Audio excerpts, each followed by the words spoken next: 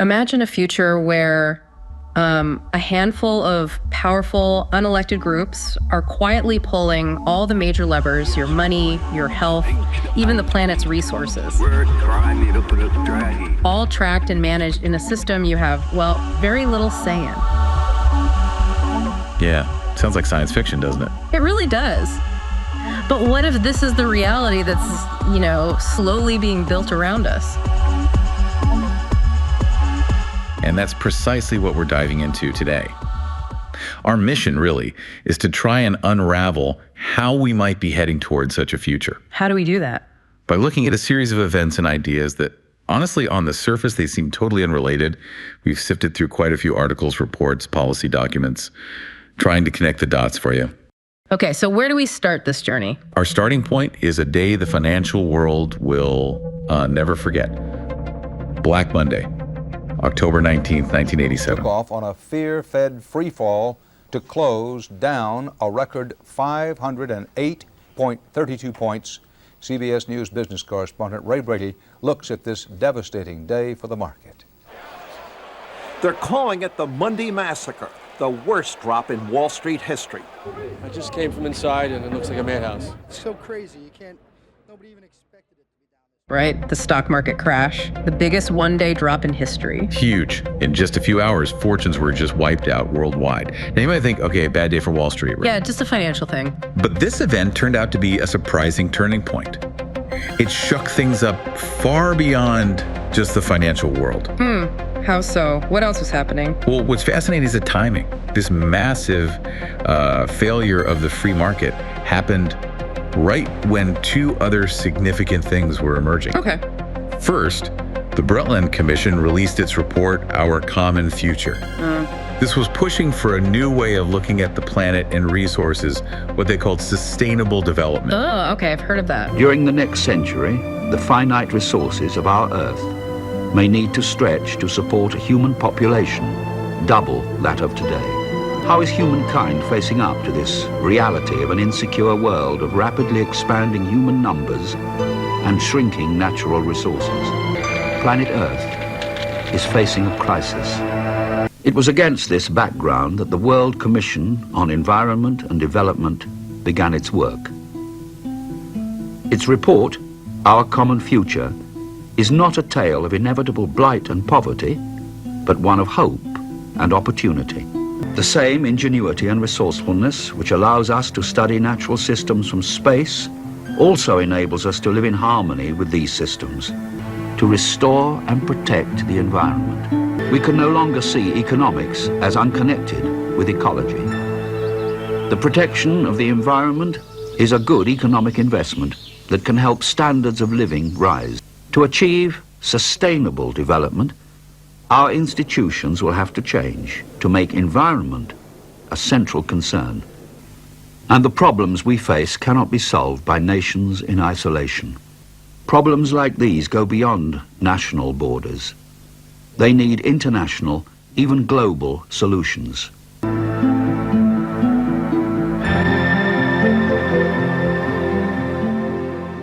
And the second thing, the Montreal Protocol was signed.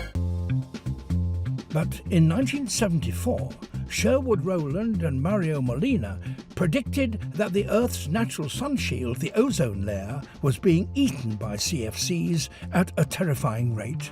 We felt a great responsibility to actually warn society that something could happen. All eyes turned to the ozone layer. Faced with this global threat, the world came together to take action. And in 1987, more than 30 countries agreed to phase out the production of CFCs and signed the Montreal Protocol. That was the big international agreement to fix the hole in the ozone layer. So you have this huge financial meltdown, makes people seriously question the whole free market idea. exactly, faith was shaken. And at the exact same time, you get these big new ideas about managing the environment, managing resources globally together. Right. It's like the old way of doing things took a, punch to the gut, and suddenly people were looking for completely different answers. A vacuum, maybe? Looking for something else? Precisely. And the immediate reaction to Black Monday was also crucial. Alan Greenspan, the newly appointed head of the Fed. Right. He stepped in and promised to flood the system with money, liquidity, to stop a total collapse. That was a big deal, wasn't it? A departure from the past. Huge, a game changer. It set a precedent that central banks would actively jump in, rescue big financial players during a crisis. And here's where it gets really interesting, I think, because once the central banks started doing this, it meant they could essentially decide who survives and who doesn't, right? The whole too big to fail idea started right there. Exactly. It began to take root. It wasn't just about saving the system anymore. It was potentially about shaping it, picking winners and losers, some might say. Okay. And Black Monday wasn't just a wake-up call for individual countries either. It really highlighted how interconnected global markets had become. Which meant problems could spread fast. Very fast. So it led to more central control, more coordination among central banks around the world. Like a test run. You could say that. A test run for supranational crisis management, justified by this systemic fragility.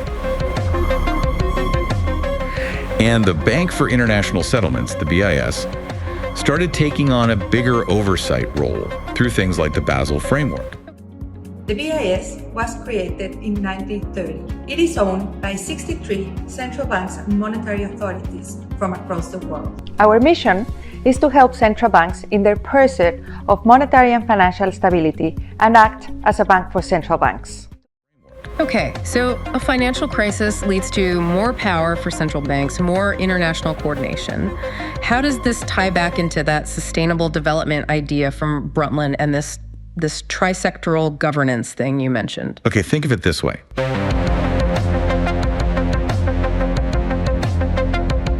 Black Monday made the old purely hands-off approach to the economy look really shaky, right? Definitely. The Brundtland report offered a different vision, one where everyone, governments, big businesses, nonprofits, needs to work together to manage the planet sustainably. So you combine the two. Right, you combine the failure of one system with the promise of another, and you start to see this subtle shift away from just traditional government control, towards a model where different players all have a seat at the table. Governments, corporations, NGOs. This is what Wolfgang Reinecke later formalized as trisectoral networks around the year 2000. Okay, I think I'm following that logic. But the Montreal Protocol, the ozone layer thing, how does that fit in? It seems like a separate issue. It was different environmentally, but the mechanism was groundbreaking. The Montreal Protocol created this system of pollution permits, emission permits, really that could be bought and sold. Cap and trade, essentially. Kind of the ancestor, yeah. It was the first time a major global environmental problem was addressed by, putting a market value on fixing it. This idea of monetizing environmental impact, that was a key step. A step towards what? It paved the way for the idea of trading carbon emissions, which came later through the UN Framework Convention on Climate Change, the UNFCCC. So they took the basic idea from the ozone agreement, buying and selling the right to pollute, basically, and applied it to climate change? That's the essence of it. A big move, conceptually. And you mentioned the Rio Earth Summit in '92. That's where the UNFCCC came from. Exactly. But even before Rio, something else significant happened in 1987. A less famous meeting, the Fourth World Wilderness Congress. Never heard of it. Not many have. But here, the idea of a World Conservation Bank was proposed. A bank for nature. Sort of. It eventually evolved into the Global Environment Facility, the GEF. GEF, okay. What does it do? It's now the main financial engine, really, for the UN's big climate and biodiversity treaties, the UNFCCC and the Convention on Biological Diversity, the CBD. As the financial mechanism of the United Nations Framework Convention on Climate Change, the GEF directs about $250 million per year. The GEF also manages two special funds under UNFCCC, the Least Developed Countries Fund. The GEF has directly invested $2.4 billion in the area of climate change, with another $14 billion in co-financing. The GEF has become the world's biggest environmental multilateral fund. GEF possesses unique strength to help be a financial bridge between the United Nations and Multilateral Development Bank. And we are committed to our partners in business, government, and civil society to meet the challenges ahead. And why is that important here? Well, the GEF funds projects that reduce carbon emissions and projects that sequester carbon, pull it out of the atmosphere, think forests, soils. Okay. And this dual focus on both emissions and sequestration potentially links these environmental efforts to future financial instruments, maybe even carbon-backed central bank digital currencies or CBDCs. Wow. Okay, hold on. So 1987 alone, you get the crash shaking faith in markets, the Brundtland report pushing sustainability in networks, Montreal creating tradable pollution rights, and the seed idea for a global environmental bank funding carbon projects. It really does feel like a pivotal year, doesn't it? Like the pieces were starting to click into place for a very different way of managing things globally. Definitely feels that way. And then you mentioned Agenda 21 from the Rio summit. What was that? Agenda 21 was kind of like a vast blueprint. It outlined this vision for global governance where non-governmental organizations, NGOs, would have a really significant role. In managing what? Managing societal common goods, resources, social issues, you name it. It was another big step towards this idea of shared governance, moving power away from purely elected bodies. Secretary General Boutros Ghali, and my gratitude to Secretary General Maurice Strong for his tireless work in bringing this Earth Summit together. This is truly an historic gathering. There are those who say that economic growth and environmental protection cannot be compatible. The world is our garden, and together we must cultivate it. This week at Rio, we have made a start. Beyond Rio, we must continue to carry it through.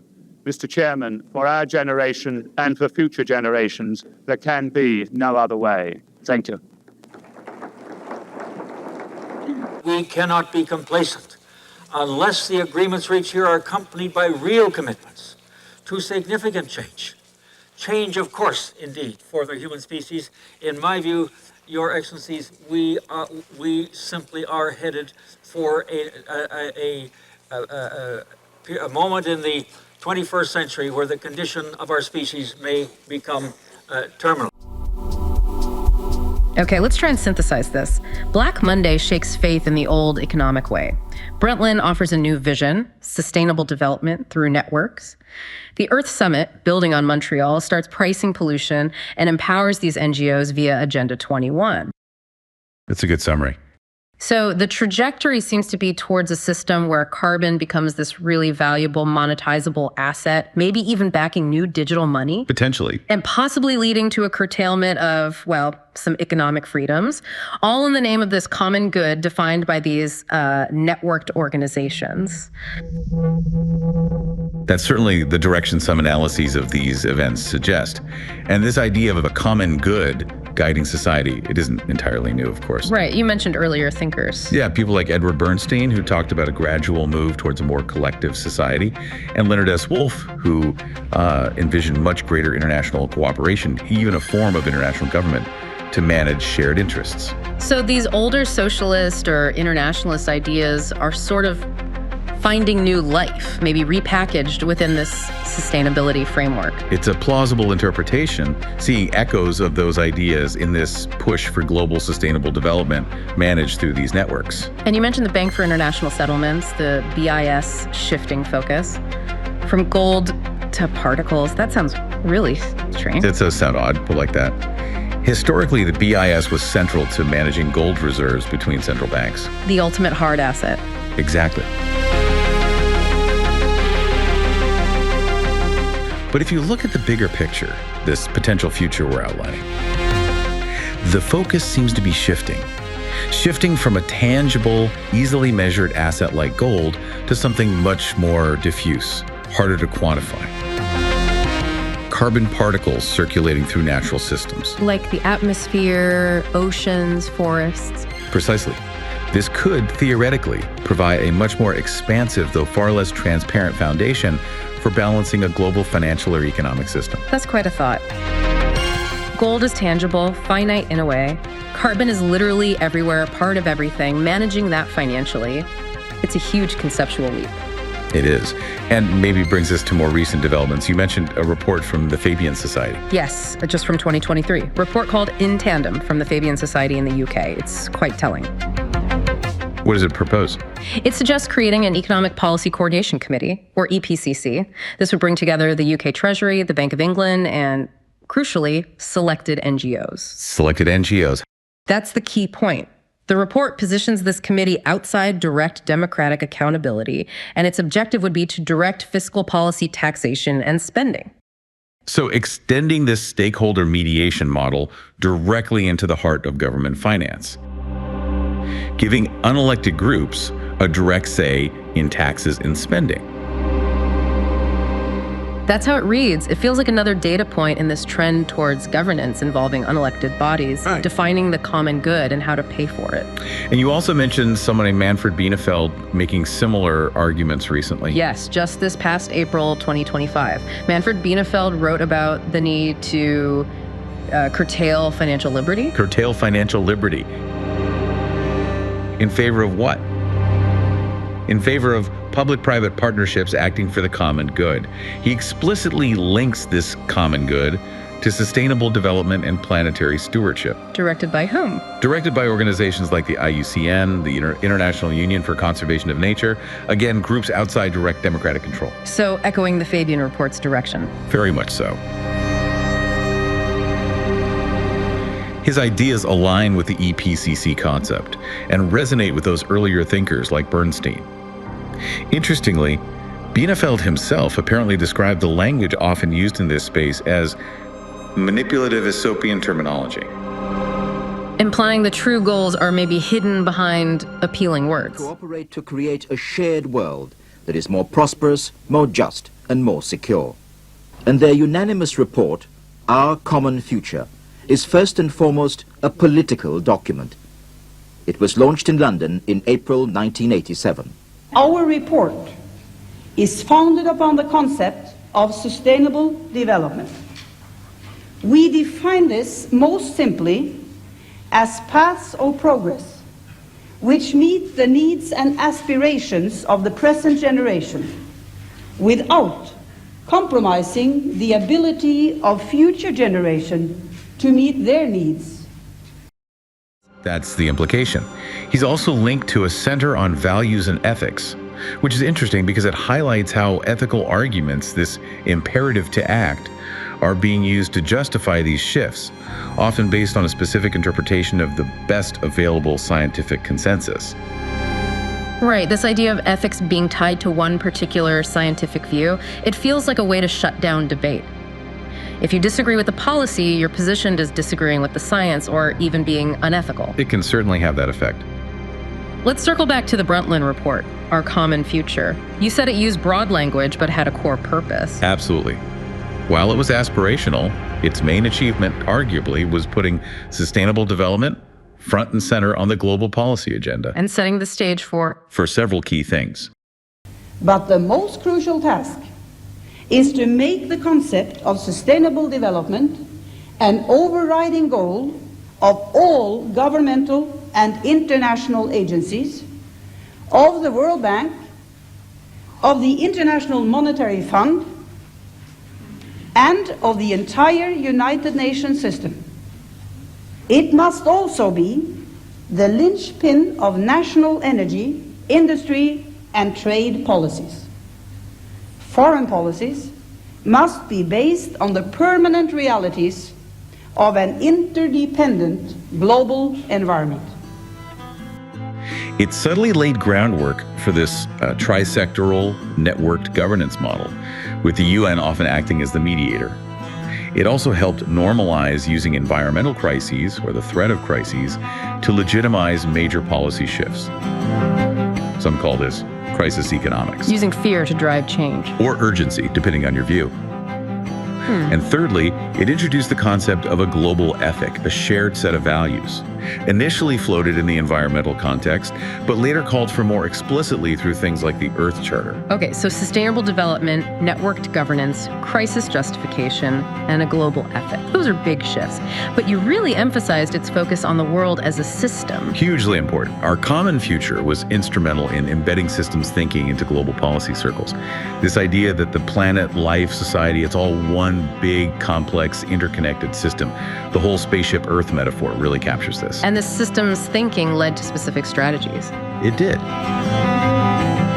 It underpinned the development of major global frameworks like the Convention on Biological Diversity's ecosystem approach, basically managing the geosphere, the land and water. Okay. Then One Health managing the biosphere, the interconnected health of people, animals, and the environment.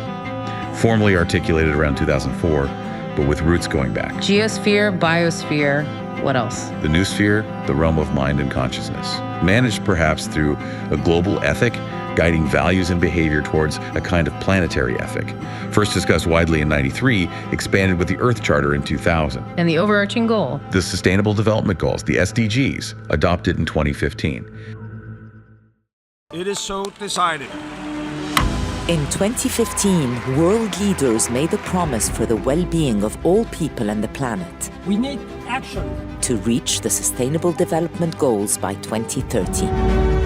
We must commit investments from billions to trillions in increasing social protection and decent jobs, transforming education, digitalization, energy transition, food system transition, and environmental protection. To get there, we need global solidarity for the planet, for people, for generations to come.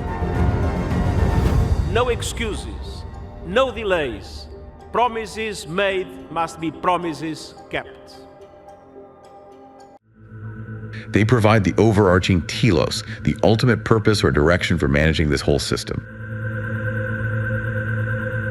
So these different layers managing land, life, and mind all come together under this systems umbrella. Exactly. They encapsulate this holistic vision you have. Planetary health as the desired outcome. Zevneva's total human ecosystem as the theoretical basis, land, life, mind interconnected. Spaceship Earth as the controlling metaphor, a closed vessel needing careful management. And the practical tools for management. That's where things like the circular economy come in.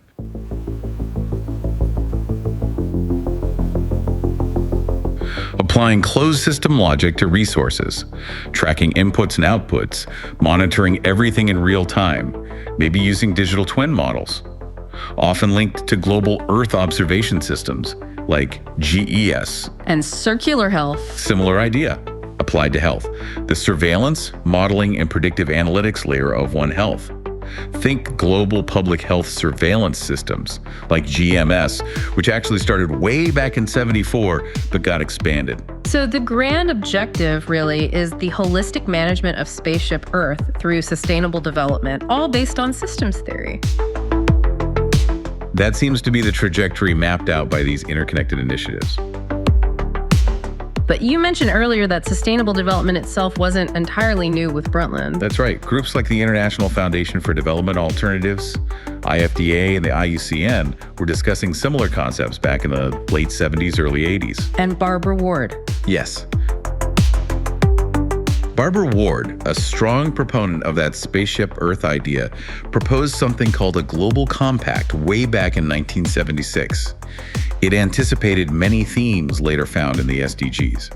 So Brundtland wasn't necessarily inventing the wheel, but it packaged these ideas within this powerful systems framework and launched them onto the main global stage. Precisely. And the language of the report itself really underscores this. You pointed out the frequency of the word system. An incredible 340 times, you said. Ecosystem, economic system, planetary system, natural system, even UN system.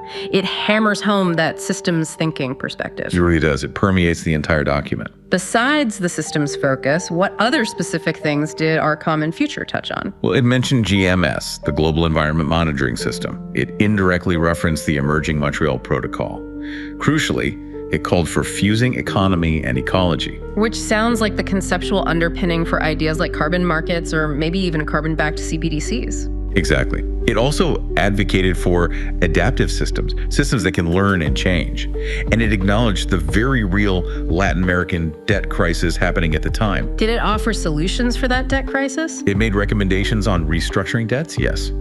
Also on technology transfers from developed to developing nations.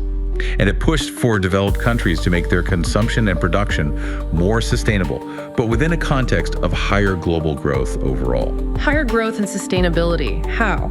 Through efficiency, technology, and importantly, the guiding hand of international organizations. They were seen as key players in directing this transition. And it really emphasized international cooperation and financial flows. Absolutely. A major theme was the need for increased financial flows aid, investment to developing countries, specifically directed towards sustainable development priorities. Like? Things like biodiversity protection, climate change mitigation, watershed management. It also talked about the involvement of the Bretton Woods institutions, the World Bank, the IMF, and the UNDP. In what way? The World Bank, for instance, was already using loan conditionality for things like civil service reform. The UNDP was sometimes involved in electoral reform requests. So it hints at a potentially broader governance agenda linked to this funding. And the vision for the global economy. The report called for a sustainable world economy. It suggested averting catastrophes partly through neoliberal trade, which implies synchronizing policies across borders and through concessional finance. Concessional finance, like grants or low-interest loans. Is that related to blended finance? It's certainly a precursor. It hints at using public or philanthropic money to leverage private investment for development goals, which is the core idea of blended finance. And it called for new dimensions of multilateralism. What does that mean in practice? It essentially means bringing non-state actors, civil society organizations, corporations into the fold, including them in these public-private partnerships that define and implement the common good. Right, the multi-stakeholder model again. Did it mention energy specifically? Yes, a strong emphasis on renewable energy, and perhaps even more strongly on energy efficiency as a key part of the solution. Okay, so boiling it down. Our common future called for a pretty radical restructuring of the financial and governance systems to serve these environmental and social objectives, framed as sustainable development. That's a fair summary. And then, boom, Black Monday happens just weeks later, providing this massive systemic shock that maybe made the world more receptive to such big changes. The timing is certainly suggestive. And then, just a couple of months after Black Monday, in December '87, the movie Wall Street comes out. With Gordon Gekko, greed is good. Exactly. It perfectly captured the public backlash against perceived corporate excess.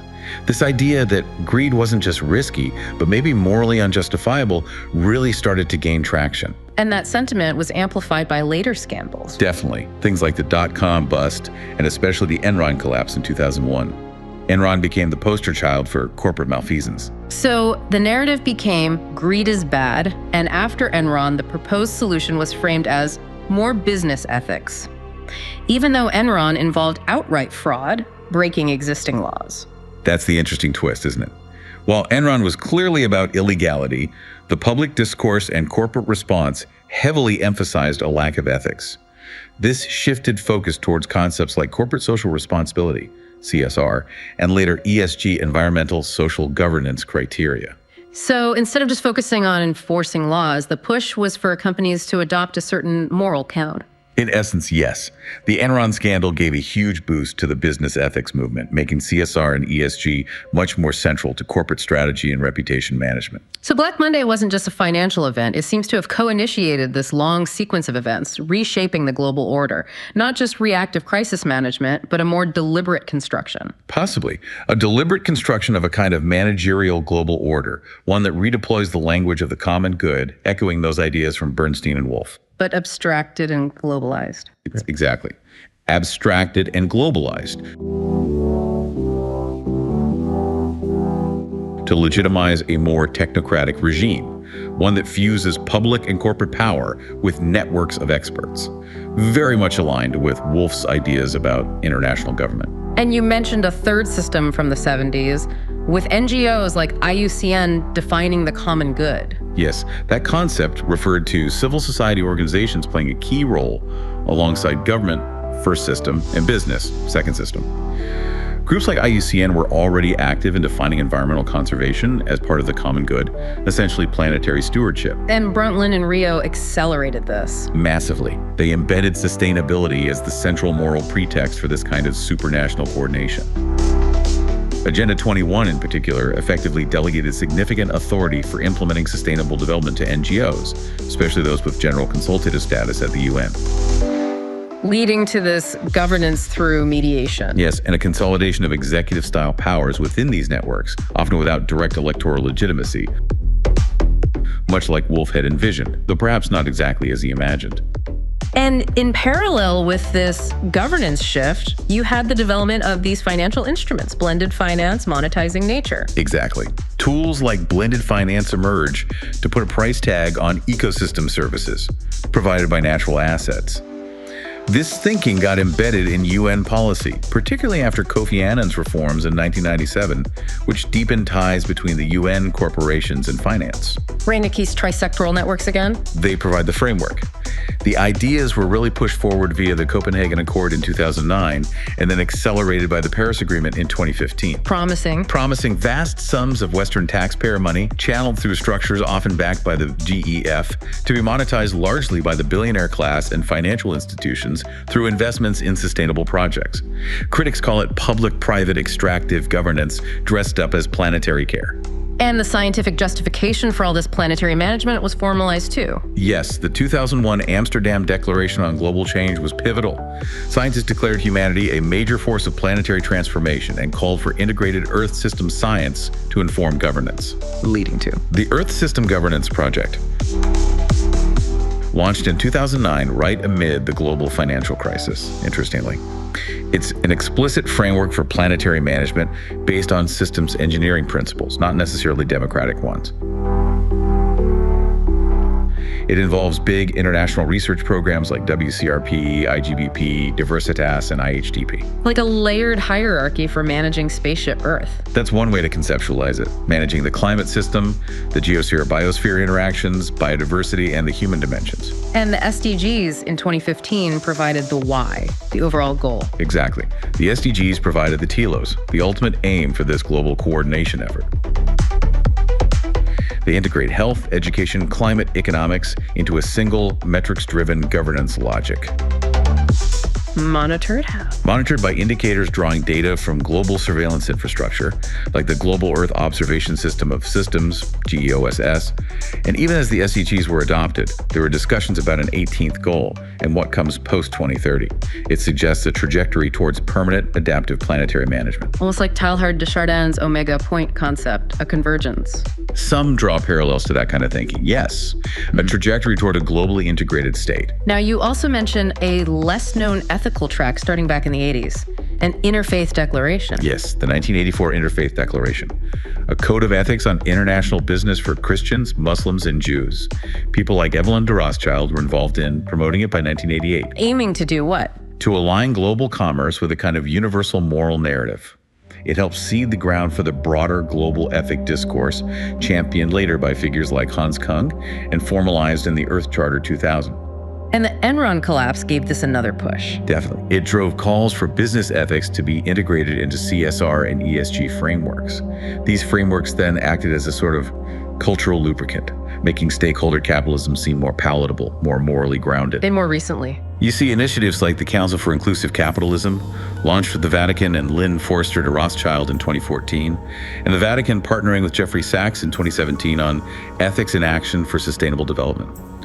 Sachs also co-signed Hans Kung's Global Economic Ethic Declaration back in 2009. So all these threads, the ethical justifications, the financial mechanisms, the quasi-scientific systems approach, they've converged. It appears so. Converged into an integrated system aimed at governing global economic flows, like carbon via CBD UNFCCC, food systems via UNFAO, water resources, GMS water, and health, planetary health, One Health, WHO pandemic treaty efforts. Reframing the world how?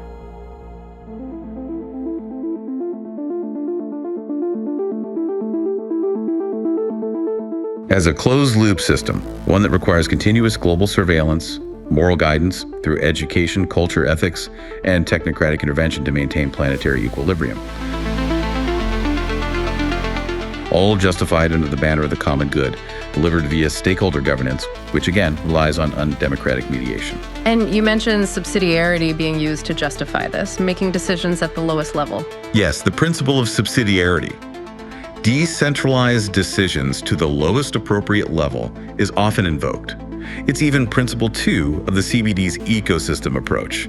But the catch is? The catch is who decides what the appropriate level is and who selects the stakeholders at any level. That process isn't typically democratic. So subsidiarity becomes a kind of managed illusion, local actions serving global goals. You could see it that way. Local autonomy serves global objectives defined and upheld by global institutions. Local authorities might be steered by performance targets, funding incentives, financial penalties.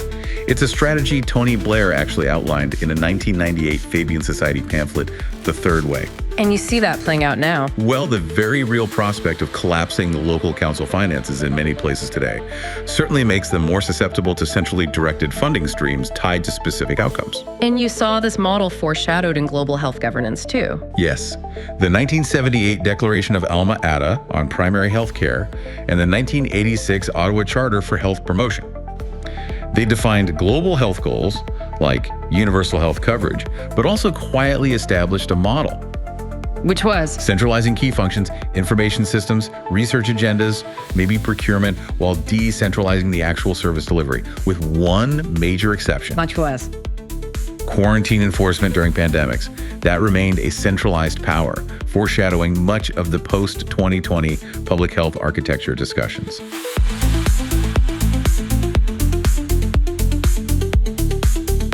So to bring it all back, Black Monday 1987, it wasn't just a crash, it acted as this catalyst. A catalyst, yes.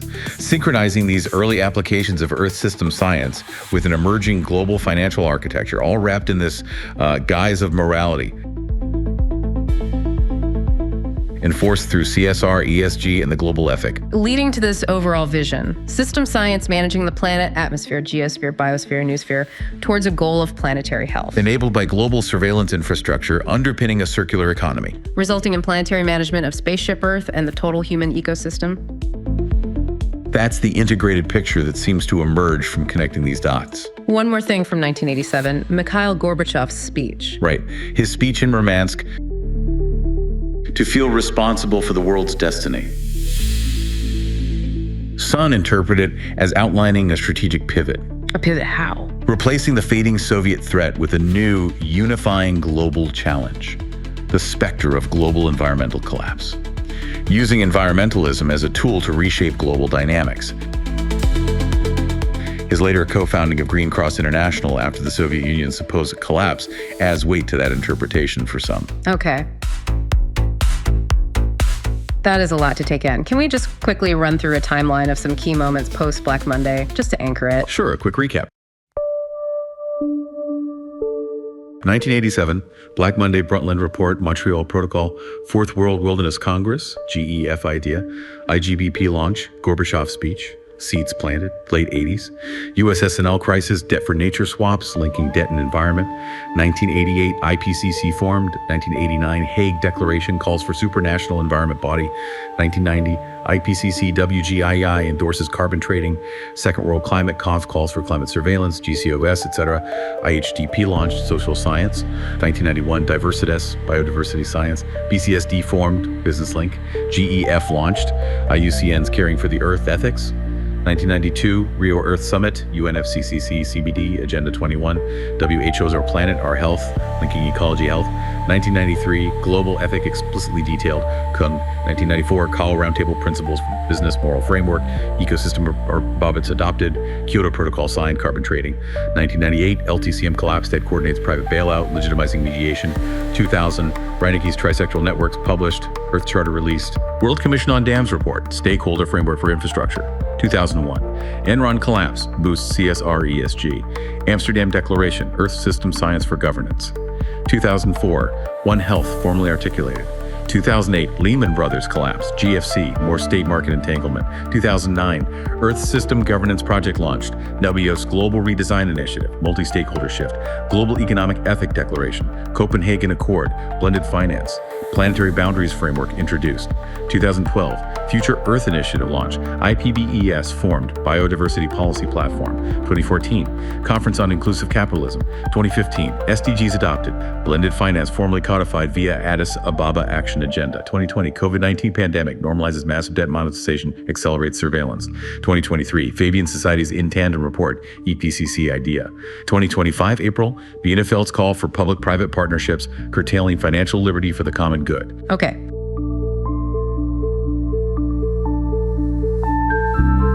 So let's go back to where we started this whole deep dive, that opening thought.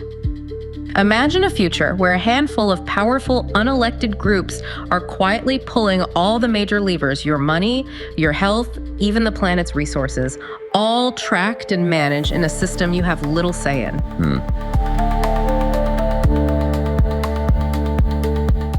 After tracing this intricate path from Black Monday through all these reports, initiatives, crises, does that initial thought still sound quite so much like pure science fiction? It certainly makes you pause, doesn't it? This interconnected web of events, institutions, and ideas. Yeah.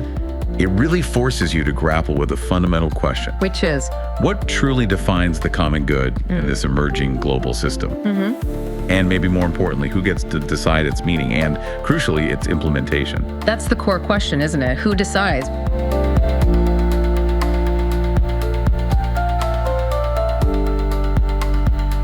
We really hope this exploration has given you some things to think about. We definitely encourage you to look into the source material yourself and continue your own investigation into these really complex and frankly vital issues.